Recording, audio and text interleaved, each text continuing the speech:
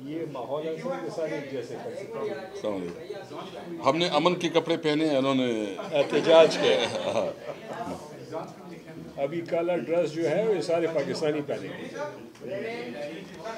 बिस्मिल्लाहिर्रहमानिर्रहीम। अभी आपको पता चल चुका है और कि जस्टिस मंसूर अली शाह और जस्टिस अतहर मिनल्लाह ने इस्तीफ़ा दे दिया है। उसने अपने जवाज़ बताया है कि अमली आइन की जो 27वीं आइनी तरमीम के बाद जो है ना जुडिशरी जो है ना वो फारिग हो गई है। अमलन तौर पर इस वक्त कोई अदालत का काम नहीं रहा, इसलिए उन्होंने माजरत की है कि शायद अब हमारी काम नहीं रहा।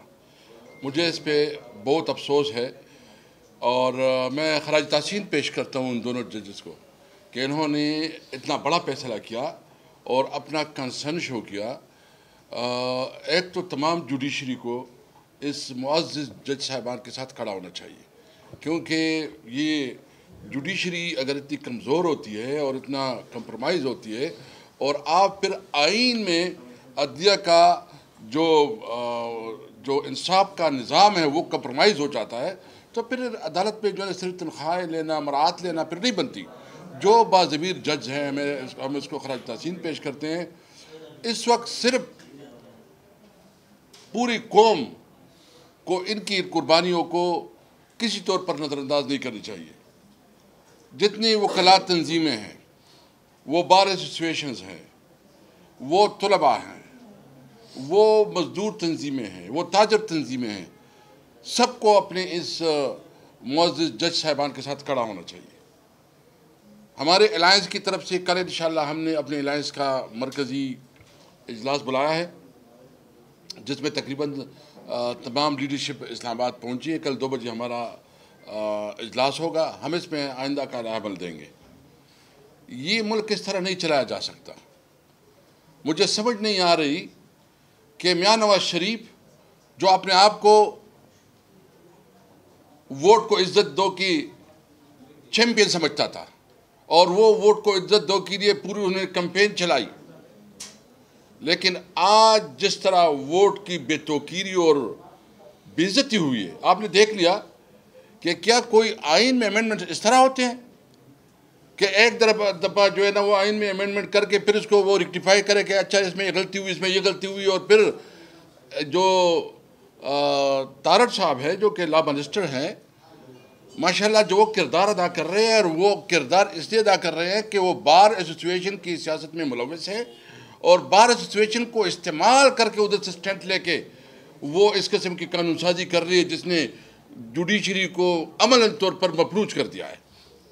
और वो इसके लिए तुजहात बनाते हैं, फिर डटाई से बैठ जाते हैं। उठ को इज्जत का झूठा बयानिया करने वाला नवाज शरीफ कल जो है सूरत हाल में आप तो नहीं आता, कल वोट के लिए भी आया।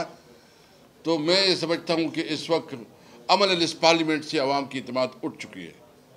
हमने आज इसका बाइकाट किया जो कानून साजी हो रही थी, और साथ साथ जो पीपल पार्टी का किरदार है, भुट्टो की जो काविश थी, जो बहुत बड़ी कंट्रीब्यूशन थी 1973 का आइन, वो 1973 आइन जो उसके नवासे ने, बिलावल भुट्टो ने उनको दफना दिया, उसको ख़त्म कर दिया। जो पीपल पार्टी के पास एक बेंडेट था, एक क्रेडिट था, और लोगों से वो सियासत में वो वोट लेती थी कि हमने 1973 का आइन बनाया है, वो 1973 का आइन जो है ना बिलावल भुट्टो ने ख़त्म कर दिया। इस वक्त मैं सिर्फ आवाम को ये कहना चाहता हूँ कि ये पाकिस्तान तहरीक इंसाफ और हमारी अलायंस इंशाअल्लाह आवाम को मायूस नहीं करेगी। हम अपनी जद्दोजहद कानून और आइन के अंदर रहते हुए अपनी पुरअमन जद्दोजहद जारी रखेंगे, क्योंकि मैं कोई अभी ऐसी बात नहीं कर सकता। कल हमारा अलायंस की मीटिंग है, उसमें तमाम लीडरशिप होगी, उसमें फैसले होंगे कि हमने आगे कैसे बढ़ना है। दूसरी बात, आपको पता है कल हमने पेशावर में एक बहुत बड़ा कौमी जरगा मुनक्कद किया, और वो कौमी जरगा तारीख़ी जरगा है। ये उसकी वो नुकात है मैं आपको देना चाहता हूँ, ये आप उसको जो है ना उस ये सारे पॉइंट्स उसमें, यानी ये वो जरगा है कि जिसमें तमाम सियासी पार्टियाँ इलामिया करारदाद रेजोल्यूशन, ये इलामिया है जिसमें तमाम पॉलिटिकल पार्टीज इंक्लूडिंग मुस्लिम लीग नून, people party, ANP Jamiat Ulama इस्लाम, मतलब जो पार्लियामान में है वो पार्लियामान में नहीं है, जो सिविल सोसाइटी है, जो वहाँ के ट्रेडर्स हैं, वहाँ के मीडिया के लोग हैं, सबको हमने बुलाया था। ये कंसेंसस डॉक्यूमेंट है। मैं आपको इसलिए दे रहा हूँ क्योंकि आपके पास आज टॉपिक अलग है, लेकिन हमने वहाँ खैबर पख्तूनख्वा में तमाम सियासी पार्टियों को बिला किसी तासुब के, उसके जो है ना जितने भी इख्तिलाफात हैं उसके साथ, इसके बावजूद हमने एक कामयाब जरगा करवाया और उसमें हमने सिफारिशात दी हैं।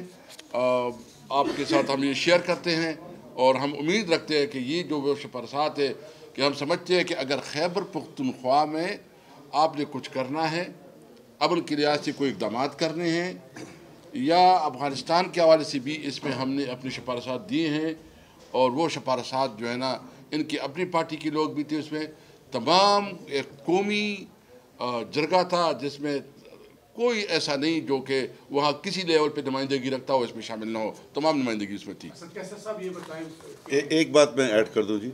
देखें, आपको यहाँ पर एक तजाद नज़र आएगा कि ये जो यहाँ पर जिस तरीके से कौमी असम्बली में जो हुकूमत जिस तरीके से ये तरामीम और आइन में जो तब्दीलियाँ ला रही है, वो रात के अंधेरों में छुपे हुए एक एक दिन में ऐसी ऐसी चीज़ें होती हैं जिससे सारी हमारे मुल्क का नक्शा बदल रहा है।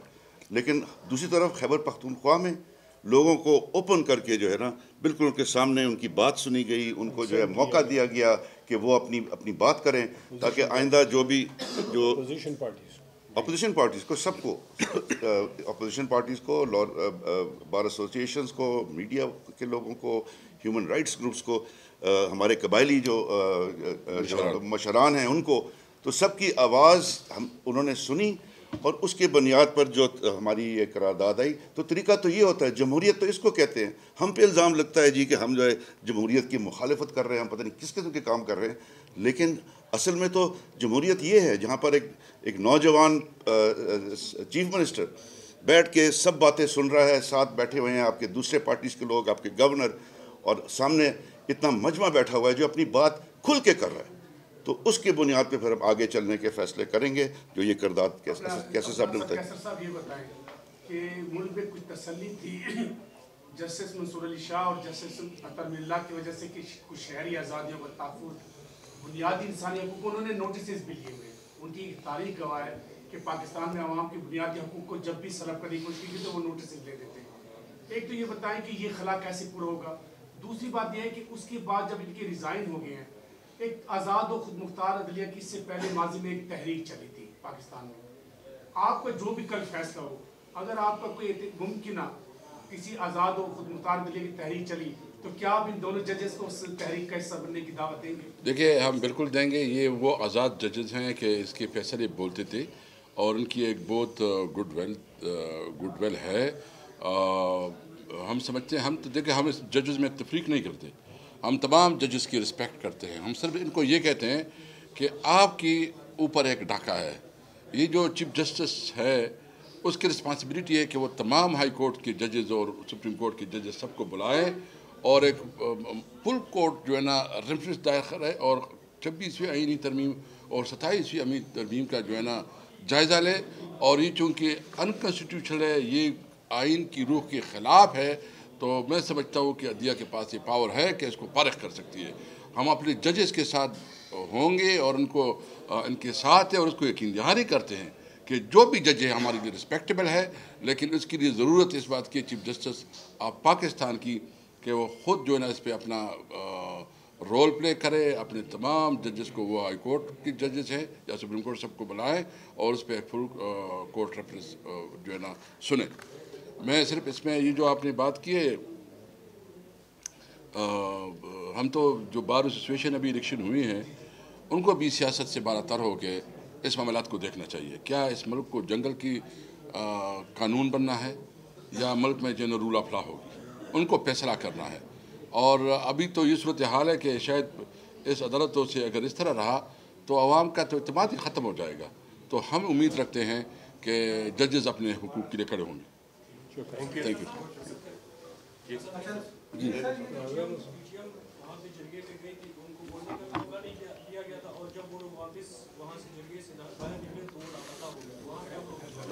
पीटीएम की जी नुमाइंदे ने इस पे सिग्नेचर भी किया है और हमारे वज़ीर आला ने इसमें बड़ी सख्त नोटिस लिया है और ये जो है ये हमें लगता ये है कि कई बातें इस किस्म की होती भी रही हैं और हो रही हैं जहाँ पर इस जिरगे को के जो है ना के इनेकाद के ख़िलाफ़ जो है ना एक किस्म की साजिशें हैं कई, तो उसके हवाले से हम जो आपने जारी किया है एलामिया, ये अभी तक फर्स्ट एलामिया जारी हुआ है, इससे पहले भी एक हो चुका है?